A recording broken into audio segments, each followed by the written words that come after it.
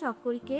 আজকে আমরা পবিত্র বাইবেল থেকে একটি অংশ দেখব, সেটি হচ্ছে গালাতীয় তার ২ অধ্যায় ১ থেকে ২১। আরই নয় অনুগ্রহ দাসত্ব নয় পুত্রত্ব। আজকে আমি একটু গুরুত্বপূর্ণ বিষয় নিয়ে কথা বলতে চাই। আমরা অনেক সময় মনে করি যে ভালো কাজ করলে, নিয়মকানুন মেনে চললে ঈশ্বর আমাদের গুণী করবে, কিন্তু বাইবেল আমাদের একটি অন্য সত্য শেখায়।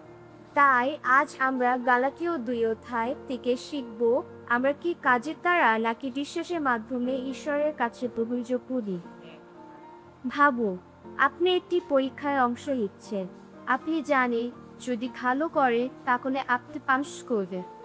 আমাদের অনেকের ঈশ্বর সম্পর্কে ধারণাটাও এমন। আমরা মনে করি যদি আমরা ভালো কাজ করি তাহলে ঈশ্বর আমাদের গ্রহণ করবে, কিন্তু পৌল স্পষ্টভাবে বলে কেউ আইন কানুন পালন করে ধার্মিক হতে পারে না, বরং আমরা ধার্মিক হই যীশু খ্রিস্টের উপর বিশ্বাসের মাধ্যমে। এই সত্যটি আমাদের চিন্তাধারাকে সম্পূর্ণ পরিবর্তন করে দেয়। পৌলের জীবনে আমরা দেখি তিনি সত্যের জন্য দৃঢ় ছিলেন। এমনকি যখন পিতর ভয়ের কারণে ভণ্ডামি করেছিলেন, তখনও পৌল তার বিরোধিতা করেছিলেন। এখান থেকে আমরা শিখি যে সত্যের সাথে কখনো আপোস করা উচিত নয়। এমনকি যদি তা কঠিন হয় বা অন্যদের কাছে অস্বস্তিকর মনে হয়, তখন আমরা একটু নিজের জীবনের দিকে তাকাই। আমরা কি এখনো মানুষের ভয়ে আমাদের বিশ্বাস লুকিয়েছি? আমরা কি কখনো আমাদের খুশি করতে দিয়ে ঈশ্বরকে সত্য থেকে এড়িয়ে গেছি? এই প্রশ্নগুলো আমাদের নিজেদেরকে জিজ্ঞাসা করা খুবই প্রয়োজন। গালাতীয় ২ অধ্যায় ২০ পদে একটি গভীর সত্য বলা হয়েছে, আমি আর জীবিত নই, খ্রিস্ট আমার মধ্যে জীবিত আছেন।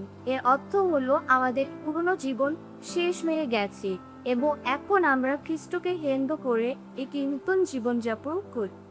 আমাদের চিন্তা, সিদ্ধান্ত এবং জীবনধারা সবকিছুতেই খ্রিস্টের প্রভাব থাকা খুবই জরুরি। তা উচিত। আরও একটি গুরুত্বপূর্ণ বিষয় হলো আমরা আর দাস নই, আমরা ঈশ্বরের সন্তান। আগে আমরা ভাবতাম আমরা যা করি তার উপরে সবকিছু নির্ভর করে। ভালো করলে ভালো ফল পাবো, খারাপ করলে খারাপ ফল পাবো। কিন্তু ঈশ্বরের অনুগ্রহ আমাদের শেখায় যে আমরা ঈশ্বর আমাদের ভালোবাসতে আমাদের কাজের জন্য নয়, বরং তার নিজস্ব আর দয়ার কারণ।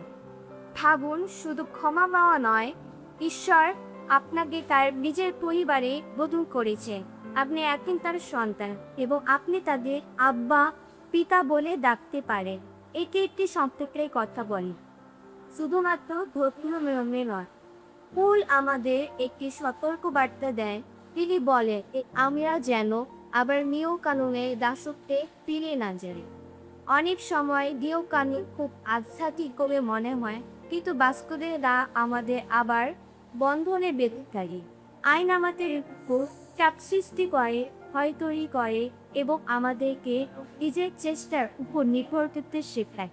কিন্তু অনুগ্রহ আমাদের স্বাধীনতা দেয়, ভালোবাসা দেয় এবং ঈশ্বরের সাথে একটি জীবন্ত সম্পর্ক গড়ে তোলে। সোজা করে বললে আইন বলে আরো পরে, কিন্তু অনুগ্রহ বলে সব সম্পূর্ণ বেছে। এখন সিদ্ধান্ত আমাদের, আমরা কি দাসের মতো জীবনযাপন করব নাকি ঈশ্বরের সন্তানের স্বাধীনতায় বাঁচব। শেষে আমরা এই প্রার্থনা করতে পারি, হে পিতা, তুমি আমাদের দাসত্ব থেকে মুক্ত করে তোমার সন্তান করেছ।